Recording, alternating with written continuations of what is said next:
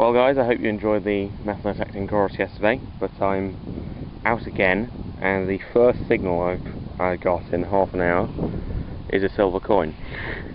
That was 4 or 5 inches down, and that's a sterling silver sixpence. I've already turned it over, and I can tell that's another bullhead. That's the third bullhead sixpence from this site, and that's very unusual to get so many bullhead sixpences. It shows that there was a lot of wealth in this field in the mid 1810s, 1810 to 1820, because these date from 1816 to 1820, so it shows there was a lot of wealth, particularly in this field, to have 3 bullhead sixpences in it. But that's fantastic. I'll go and wash it up. As I said, it will date between 1860 and 1820, but I'll wash it up and I'll get back to you, but it looks to be in fantastic grade. That's a great start to the day. First signal, first silver coin, and it's Boxing Day.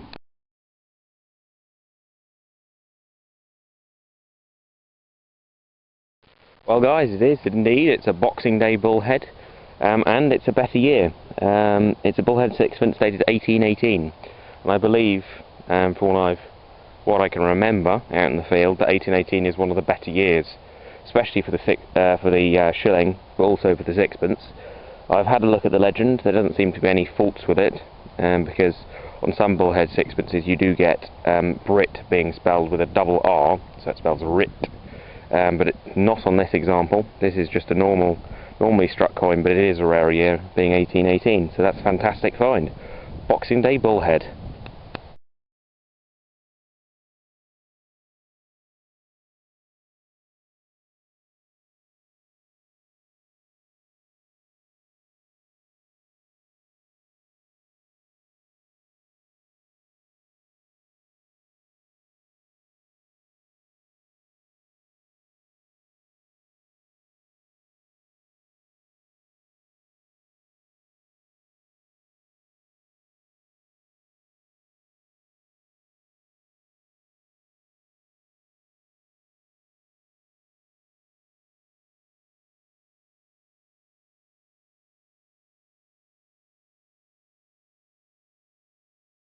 Okay guys, I hope you can hear me over the wind. I just got another signal out on the 27th, and as you can see I dug quite a big hole because it was very near the surface, because I thought it was going to be a can or a bottle top or something, but it was about to blow my head off even without headphones on. But that looks like a love token shilling.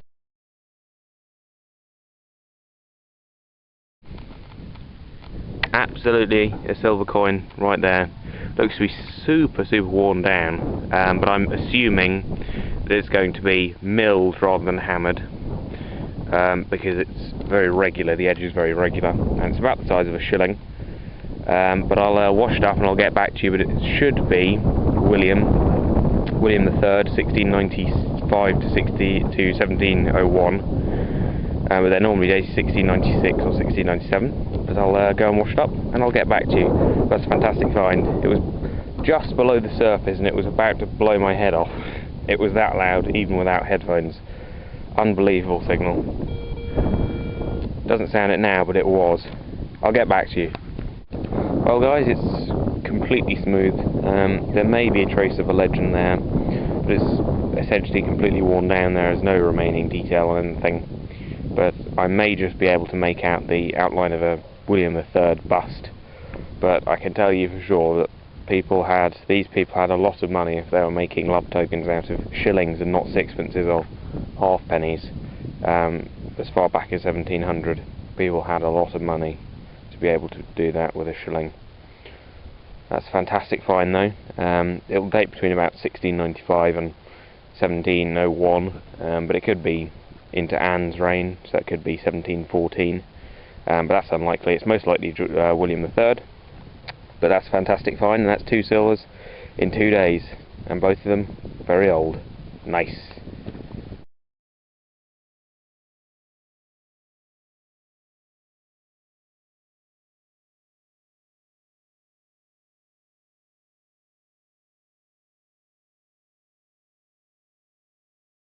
Okay guys, although I'm called Coinage Britannia, I do like finding relics, and that's about 8 inches I'd say, right in the bottom of there. I've just pulled it out. I've just found myself a beautiful spindle whorl. This is the first one I've ever found which has been shaped like that, incredibly. All the other ones in this field are, if you put them in cross section, they look like trapeziums. So they are wide at the base and narrow at the top. This is the first one I've ever found that's been decorated and uniform on both sides. So I'm really happy with that. I've always wanted to find one, and I didn't think I would here because I found all the other variety I just talked about, but now I found one of these. Fantastic. That's pre-15th century, and it just confirms this site as being wholly medieval.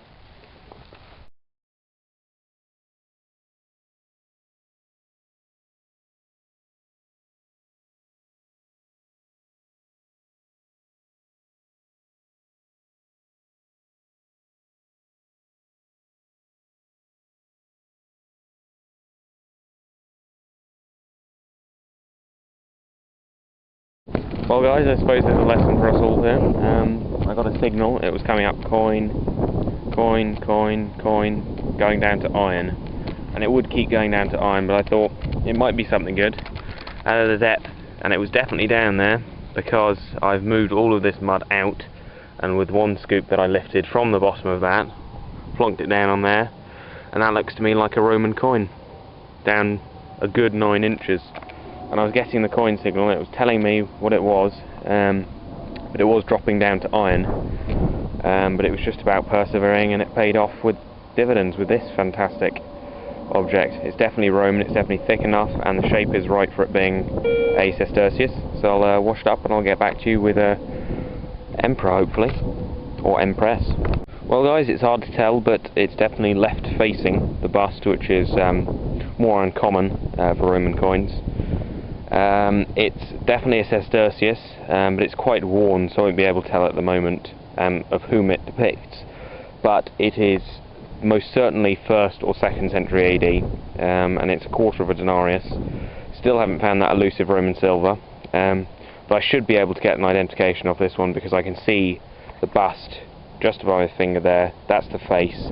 Obviously you'll be able to see clearer on macro images, but that's a fantastic find. Been out here an hour and I found a Roman coin down 9 inches, and the Garrett still managed to pick that up. Fantastic.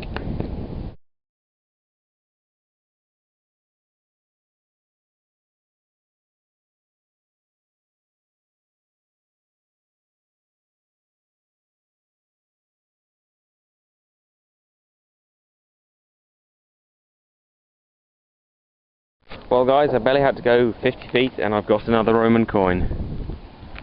I'll wash it up.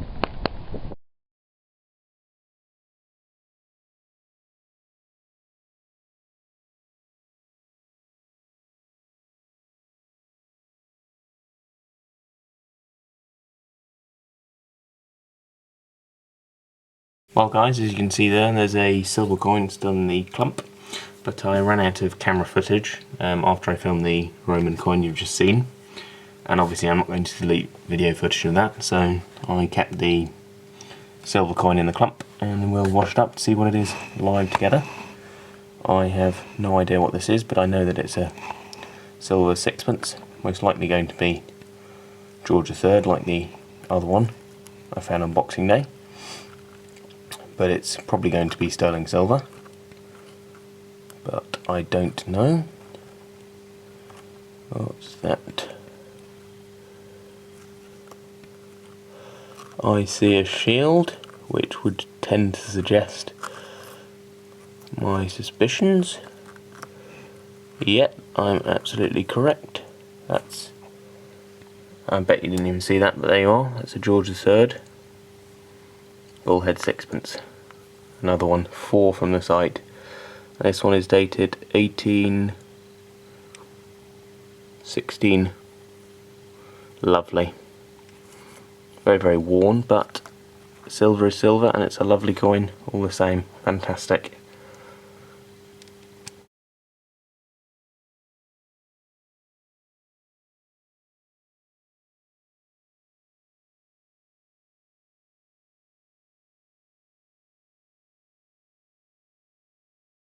Okay guys, I'm out here again, and I appear to have just found myself another bit of silver. It's in the shape of a flower which is bent back round. Definitely looks silver, and it's got a lot of weight to it, but it's got a copper section sticking out of it in the mud. I need to wash it up, but it looks to be a silver flower with a copper stem, perhaps some piece of jewellery or an ornament of some description, but it looks fantastic and it's definitely silver.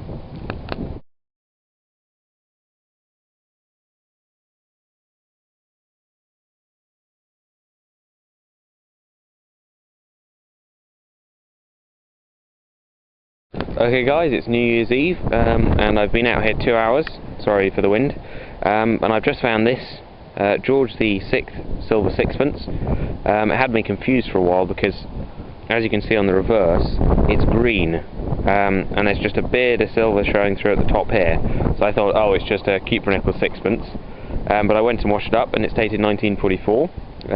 I went through the possibility that it could be a silver foil forgery, but no, it does have the silver edge, the reading is there perfectly, and the silver is showing through when I wash it up in water, so I know that it is the real deal and not a forgery.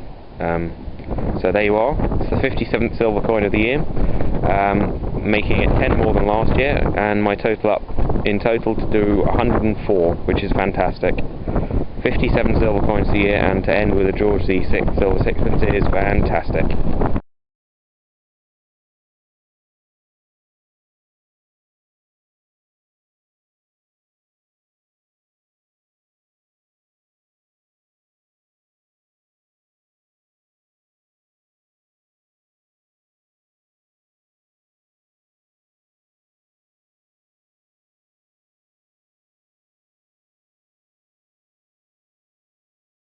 Well guys, that leaves me nothing left to do for this year. Here's the roundup. It's that time of year again, and it's the roundup for 2012. A very successful year this year, finding 595 old coins, a significant improvement on last year, with 1 gold coin and 58 silver coins, which I'll now show you. Starting with the silver coins down here. 3 half crowns, the earliest 1874, Queen Victoria, found in April. The latest 1940, found in June. 3 florins, George V and 2 George VI, beautiful coins, dated 1941, 1942, the earliest being 1922. 12 shillings, with the 13th unconfirmed, which you've just seen in previous videos. The earliest Charles II, dated 1677, all the way through with some beautiful examples. George III there, beautiful. Queen Victoria, the error coin with the colon breaks. More Queen Victoria shillings, some firsts for me as well, with the Jubilee head, shilling 1889. 1912, Titanic, year of the Titanic, 100 years old. 1920, 1928, that was found on the day of the 5 silvers, along with the Queen Victoria half crown. And 1930, a rare year, and then an American coin, again found on the day with the 5 silvers, beautiful coin, Mercury dime, dated 1940, Philadelphia Mint. Moving on to the sixpences, my earliest was a William III, beautiful coin, not easy to see in the contrast, but dated 1696. Another one, dated 1700, William III, and then the bullheads, 1816, which you've seen earlier. 1817, found on the 29th of May. 1817, another one. And 1819 over 18. And the rare coins, so 6 bullhead sixpences this year. A beautiful 1866. 1879. 1881, found in a pocket bill with 5 other coins. 1889, 1921, 1921, 1925 I believe, 1927, 27, beautiful old coins. That one was found in the river, 1929, 1929 I believe as well, 1934, moving up to 1935, George V, 1936, and then one of my favourite coins, the George VI, 1940, 1942, 1944, found on New Year's Eve rather. 1945, found very early in the year. And then of course the smaller silver coins, the 4 pence, Found on the 29th of May, my first ever Victorian fourpence. George I, my first ever George I silver. Quite a rare coin, 1717 threepence. I thought at first when I filmed it was a hammered coin because of the edge and the thickness, but it turned out to be an exceptionally nice George I coin.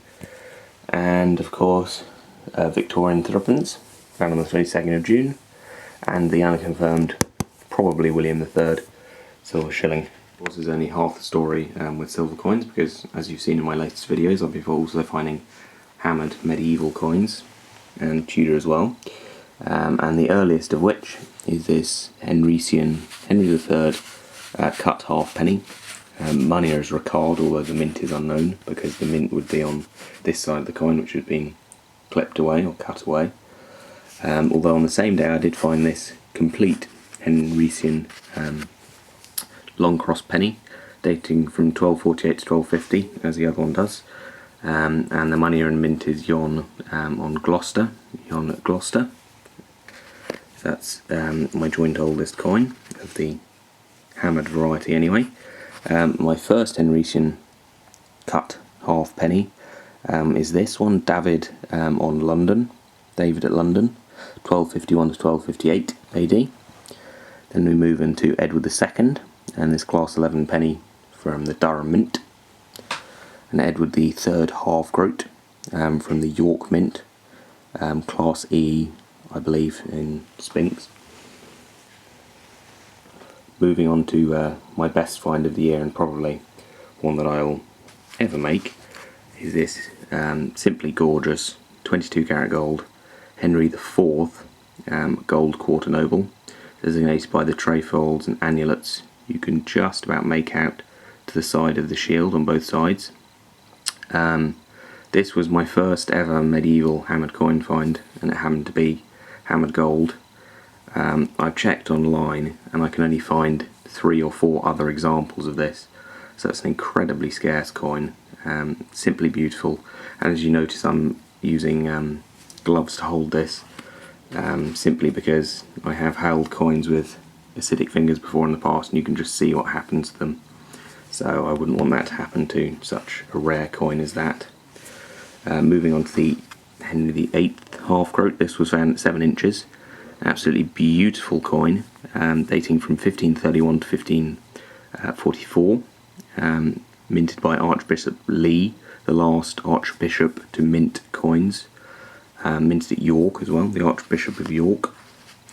And then we move on to this very worn Elizabeth I threepence, dated 1562, and that was the latest coin of that particular field. But the early hammered of the year was this, I don't know if it will be able to be seen, is this Charles I Richmond farthing, dating from the 1625 to about 1632. Of course, there was the Henrician coin weight for a gold coin. It could be contemporary to the Henry IV quarter noble, but it also suggests it could be slightly later as well. And of course, the 2 lumps of silver found in the field, it's unexplained why they're there. They could be from medieval hammered coin clippings, but they could also be from innocent bits of jewellery, or it's just undecided what they are. Post 1947 coins, you get a lot of Ypres nickel coins. This year, 3 half crowns, several florins, the 2 shillings, and a few shillings as well. A lot of sixpences dating from the 1950s, 1948 I think is the earliest, dating right through the 1950s, right up to 1967 in the last year of issue. Then also brass threepences. I got over 30 this year, right from the earliest issue, 1937, right to 1952 for George VI, and up to 1967 as well for Queen Elizabeth II. So right to the end of the issue, from the earliest to the latest, 30 years of issue. You can see there, and obviously I've run out of coin holders for them, but I will get them in due course. Found 151 pennies this year, the earliest dating from the cartwheel pennies in 1797, the earliest copper issue of penny, right through the bronze issues of Queen Victoria. Some very nice examples of Queen Victoria pennies. Old head variety, 1897, quite a common year, I'm finding of them. and Edward VII also featured, right through to George V. Some beautiful examples there as well. Also some very crusty examples, right into the late George V reign, the change of bust, which we see around here. So the post 1927 years of his. Moving into his younger son's reign, George VI. Some very nice examples there.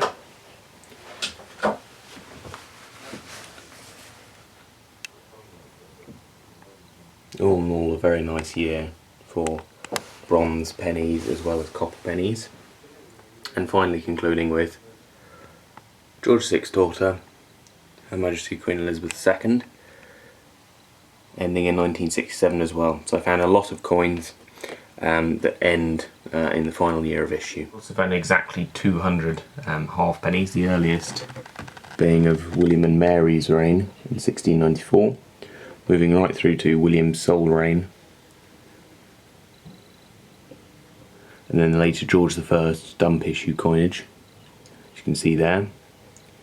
Moving into George II, and some rather nice examples. The young head and then the old head there, and that was found on chalk, so it's in very, very nice condition. Moving into his grandson's, George III's reign, and some very, very nice coins, especially the 1799 half pennies. They always seem to survive well for some reason. And then the 1806, 1807 half pennies, which are quite commonly found in Britain. And then moving into the later bronze coinage of Queen Victoria. Very, very nice coins when they're in good condition, as some of them fortunately are. The beautiful patina that you get on coins of Queen Victoria's period, for example that one there. And of course this goes right through to her son Edward VII's reign, and then George V's.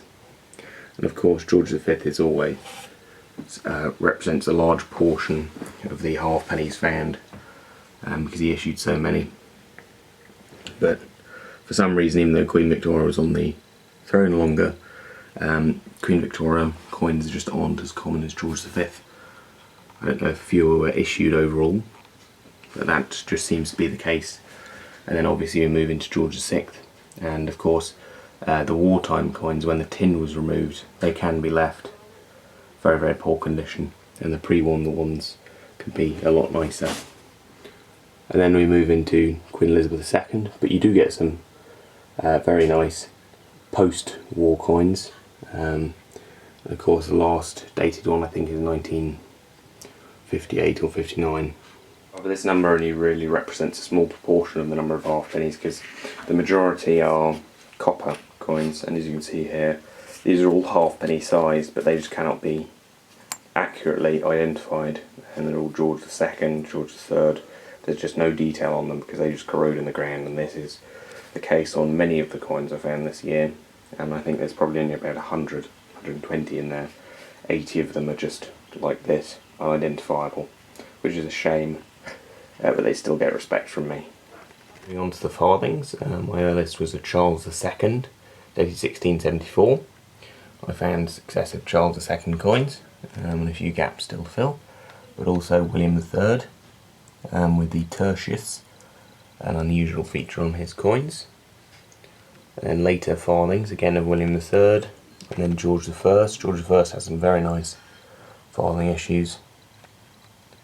Another George I there in beautiful condition.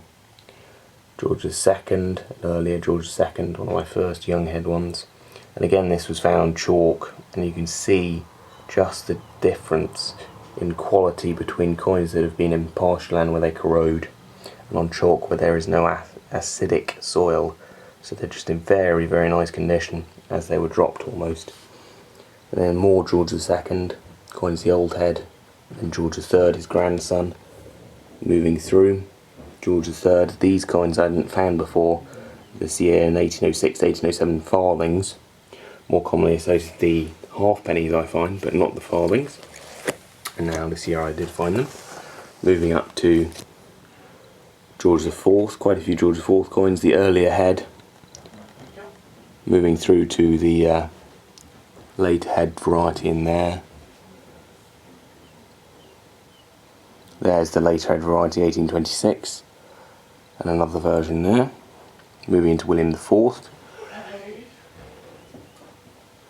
and Queen Victoria, the copper coins before she changed in 1860. More farthings of her, and then the bronze Queen Victoria farthings. Some very nice examples in there. And then an old head variety Queen Victoria, and then George V again.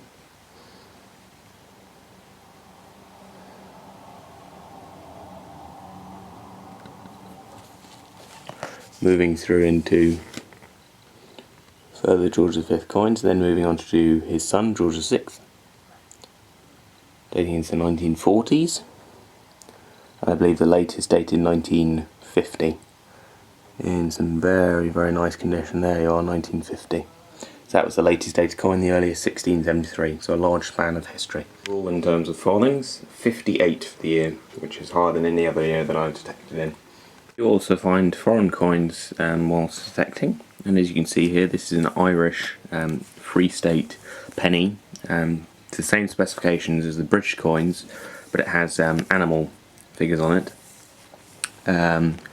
And we have French coins, and I believe these actually circulated as halfpennies in England, because I have found several that are worn down, and when you look at them in the ground they look just like halfpennies. So I'm wondering if after the Napoleonic Wars, and obviously in the later period when there was trade with France resumed, I'm wondering whether the coins entered circulation in Britain as the bronze farthings did in the 1860s. It's a possibility, I don't actually know. I've also found two this year, East India Company 5 cash coins. So these have travelled almost half the globe, probably even more than that, to end up here 1803, when the East India Company was based out in India, obviously. There's a nice example of a Napoleon III 10 centime piece. Again, that looks very like the penny that we have in Britain. A 1961 Irish Greyhound sixpence, post silver, and another Napoleon III foreign coin. But you may remember I also did actually visit France earlier in the year, and I did find some earlier coins. This is starting with a more modern 50 franc. This is the old franc. A new franc was issued in 1960 because these francs became so devalued they were practically worthless by 1960. So they issued a new one. So that's the old. This is the new.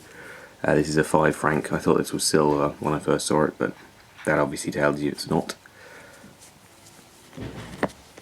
Then I found these 10 centime pieces. These are the more modern versions. I actually did find some of these in Britain. They do come over, and obviously the 5 centimes as well, smaller. Strangely, a very corroded Mexican coin found in France as well, and most unusually, a German 1924 10 Deutsches Reich Rentenpfennig, a 10 Rentenpfennig or Renton pence. So this was found in a French garden, so you'd wonder whether or not this was actually dropped by a Nazi during the Second World War, because they did use old German currency as well as French currency, and all of this circulated, and my thoughts were further confounded by the discovery of this 1940 franc, barely 20 metres from it. So you do wonder whether something went on there in 1940 when the Nazis occupied France. But I also found Chamber of Commerce francs Two of them in France, this one in Britain, that I thought may have been gold at the time, because obviously you see the edge and you just think sovereign, but no, aluminium brass. And two more in France, 1924, couldn't quite see it there, and 1921. Quite nice designs. Good for a franc. It says the Chamber of Commerce of France issued these during the 1920s. And of course, some more modern French coins as well.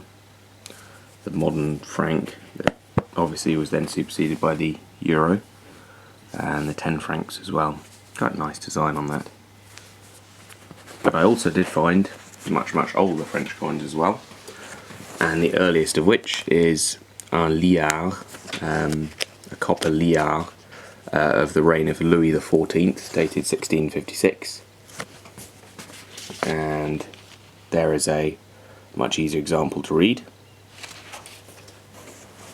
and also some deux sols, two sols of Louis XVI, the man who was executed during the French Revolution, one of which looks silver plated, 1790 and 1792. And a further example of Louis XVI there. I believe that was un sou, or the 5 centimes, another version of 5 centimes. This version is another 5 centime piece, again named un sou, 1 sou, S-O-U, and it has the rights of man on it, so it was issued just after the execution of Louis XVI in 1793, I think. This coin is a 1 centime piece, with a depiction of Marianne on it, who is the French image of the Free French Republic, and so she's depicted on quite a few coins, as she is here. A very nice example, and the dates of these are from the late 1790s, using the start of a new calendar, so they have dates of year 1, year 2, year 3, year 4, year 5. And I did find several examples of her very nice coins. Then we have the one and only French silver coin I found, quite a rare coin, Louis XVIII 1 franc, from 1824, minted at Paris. As you can see there, beautiful coin. Only about 450,000 of these were issued, which compared to modern coinages, very few indeed. Some 1 centime pieces from the 1840s, again with depicting Marianne there. And then some very beautiful Napoleon III coins that you find in Britain as well. And the 10 and 5 centime pieces. Minted all over France, Strasbourg, Rouen, etc, etc. Of course, there is later French coins from the early 1900s, right up to the First World War, with the 25 centimes and the 5 centimes, and then the post-Second World War, where silver was removed, and some very poor quality French copper coins from the 1700s as well. Of course, the final area of coins is the oldest ones I found this year. This year, 14 beautiful Roman coins. The earliest, or the first found, was this Barbarus Radiate Antonianus, or the double denarii, or what it represented at least, from the 270 AD. Constantine II, London minted coin, minted in Britain and lost in Britain. The smallest Roman coin I've ever found, absolutely minuscule.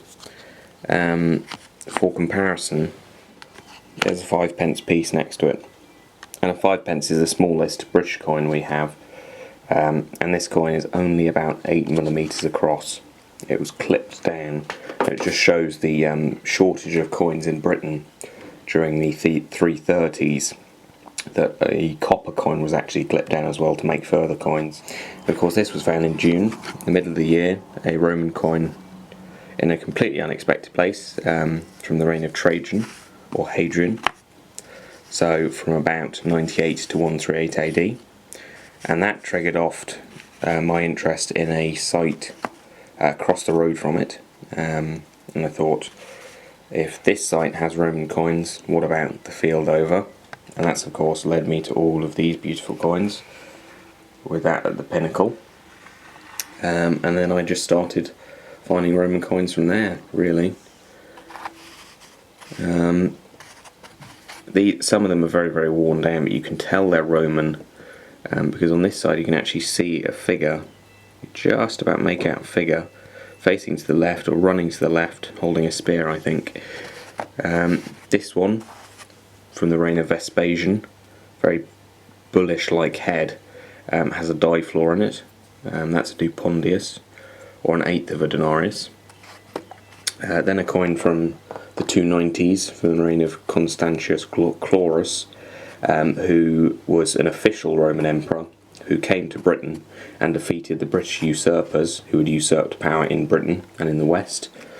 This coin, very worn down, you can also tell is Roman because the relief is so high on it. Probably again from the late 1st, early 2nd century AD. Then my first ever sestertius, this of Faustina Junior, from 149 to 175 AD, Faustina Augusta, Faustina Supreme.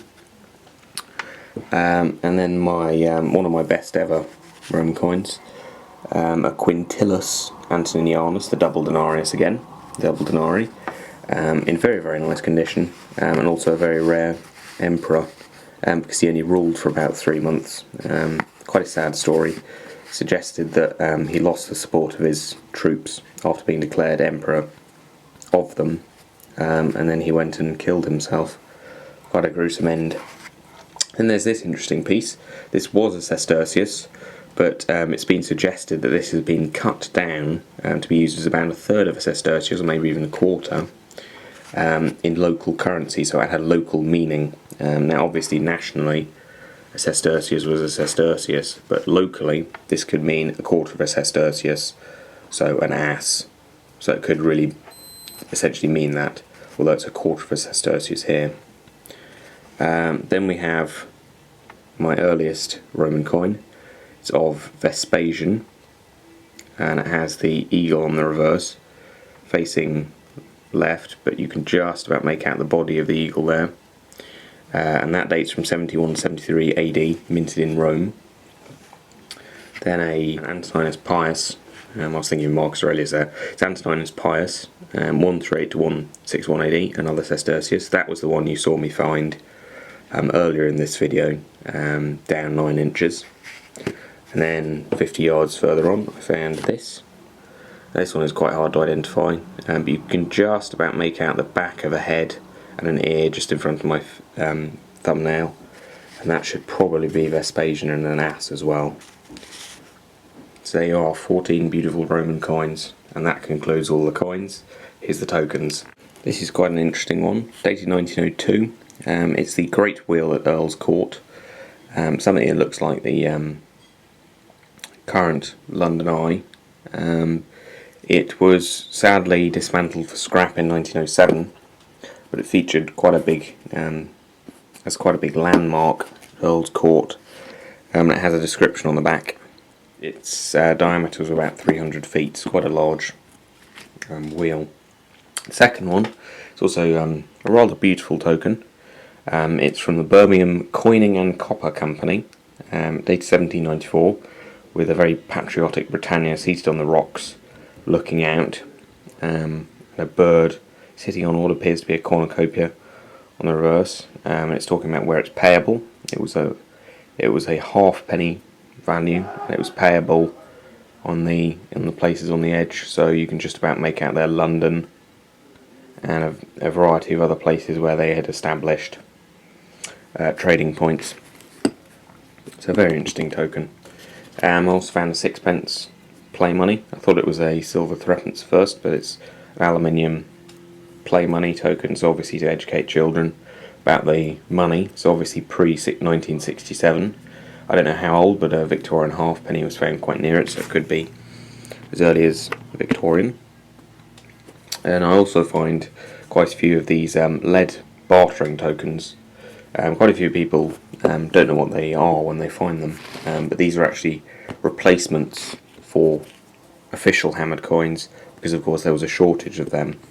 People made lead tokens with similar designs to hammered coins, and you can tell with the cross, you can see the crosses on the reverse of what has styled this particular bartering token. It's only a uniface, and it was used for small bartering instead of a coin, and obviously quite a few of them were lost, so obviously they circulated. The other one is more indistinct, circular sunburst design, and that again dates from pre-15th century, but you can see that it's stylized from actual hammered coins. They knew what they looked like, they just didn't have any of them when they made the tokens. Here's one other interesting object. It's a guinea coin weight from the reign of William and Mary, quite a rare coin weight, and it was obviously weighed the same weight as a guinea, and it was an official weight, so to ensure that the correct amount of gold was being distributed between traders, and this was found on the path that later went on to discover the Quarter Noble on. So of course this search for gold and this inspiration for searching for gold led me to finally discover a gold coin, not from the same reign, and I still hold out hope there may be a gold coin actually from William and Mary's reign because of this, but you just never know, and this inspiration to look for a gold coin went and found me one, so it's just fantastic. So you did find some beautiful jewellery this year, 2 rings, in particular the first quite aptly dubbed Detecting Coinage Britannia because of the cipher DCB. It's actually a sheet of bright 9-carat rose gold placed on top of a silver ring, and it's probably late Victorian judging by the shape, but a big man's ring, man's signet ring. And in February this year, beautiful, quite modern 9-carat female wedding band. The only piece of gold jewellery this year. St Christopher's medal, silver perfume top, Victorian, silver perfume surround, I think dates the 1890s. Piece of Victorian jewellery,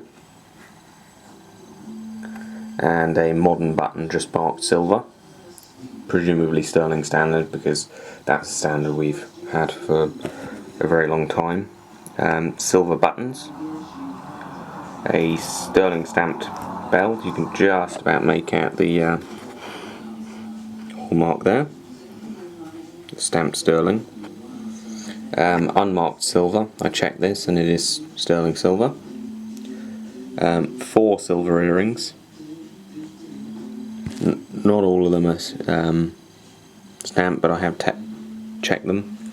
That on the end, this one and this one are stamped, that one I checked, again silver. A few bits of scrap silver, like the cane collar, surround, and the other bits of broken ferrule and other things, such as that, another earring, and the silver candlestick you saw earlier, but also some very beautiful thimbles. This one I particularly like, for the simple reason that it has holes through it, and it's quite easy to imagine that someone was obviously using this as a thimble, stabbed themselves so many times, as you can see on the inside. They got sick of it and threw it away in disgust, and obviously I came along and found it a long time later. There's a silver topless thimble here as well, with a nice design on it, I found recently. Another ferrule and other parts of silver. So a fantastic year for scrap and jewellery silver as well. A favourite of mine is this next object, and my sincere thanks go to both Colonel Anthony Swallow and Michael Goldschmidt at the Royal Leicestershire Regiment Museum for their assistance in the identification of this piece. And it has the name on it, T. White, Surgeon to Ye, as it's spelt in modern terms, the 17th Regiment of Foot. And I sent them an email back in November asking whether perhaps they know any information about this T. White, and they recently responded, very promptly in fact, with information suggesting that This was a T. White, Thomas White, who was a surgeon attached to the regiment in 1768, from the 6th of May 1768 until the appointment of his successor on the 4th of October 1770. And it's believed that this can be the only person who was the surgeon at that time, and so this dates very accurately between 1768 and 1770. And it's a fascinating piece of history to think that you can actually date it so accurately, as well as have the name of the person who actually lost this piece. And that's a fascinating piece of history that you don't always get when you find metal detector finds.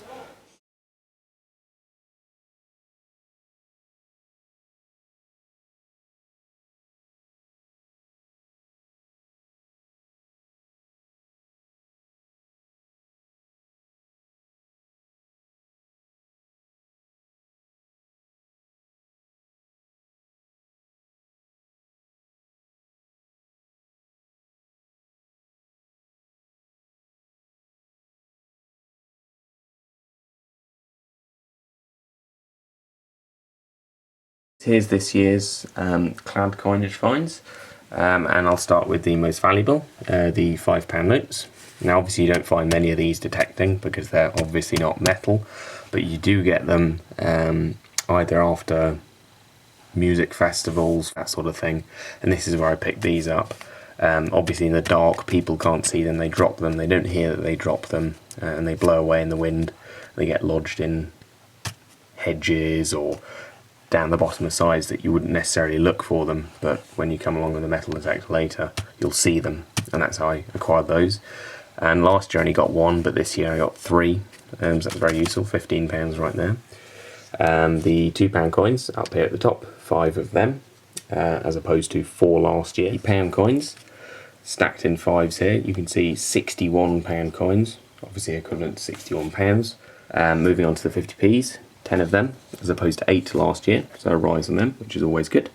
The 20p's, most of them you can see have been cleaned already, 54 of them as opposed to 51 last year, so a small rise there. And the 10p's, again, that have been cleaned, and some of them are brand new, 2011, 2010 there, 35 this year and only 27 last year, so a rise again on them.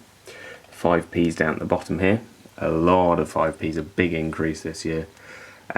Probably because I'm using a new coil, and also because I'm focusing on the nickel signals, which I only started to do towards the end of last year, and I was hunting different sites, less public sites, so obviously fewer modern coins would be dropped there. But last year I only got 38 of these coins, this year 128, which shows a massive increase, because of course I'm digging those nickel signals, and that's also shown in the hammered coins I've been finding. Moving on to the 2p's, and this year I found 122 bronze 2p's, pre-1992, and the 53 iron 2p pieces, making a total of 175, obviously. Finally, the pennies. You can see here a massive increase on pennies this year, even more so than the 5p's. Last year 132, this year 405. I don't know why there was such a huge increase, but obviously there was a lot more targets for the pennies. As you can see along the bottom here, these are all bronze, pre-1992, and they equate to 245 coins along there. And also there was a massive increase in the iron ones this year. I think I only got 6 iron pennies last year. This year 160 usable ones, and some of them are just mangled, and of course the same problem as with the 2p's you see there. They all start to corrode after a very short time in the ground. It's a shame with modern coinage. And obviously these corroded coins probably can't be reused, like these coins I have here. A cut to 20p piece hit by the lawnmower, 2p piece, and of course cut modern coins, sadly not the cut hammered coins that you've been used to seeing me on recent videos. But of course I can keep these because they're the bronze coins and they have an intrinsic value, so they are still valuable even if they are useless in modern circulation. There it is, all exchanged, ready to spend.